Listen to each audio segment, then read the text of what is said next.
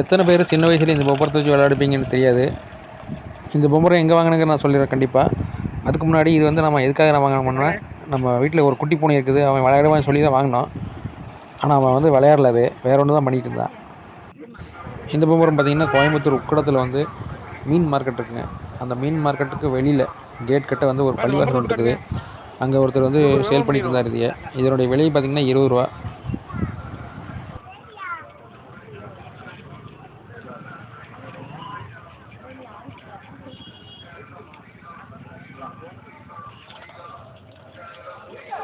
இவர்கிட்ட ஆன்லைன் சேல்லாம் கிடையாதுங்க. நீங்கள் நேரடியாக போய் வாங்கிக்கலாம் அவர்கிட்ட.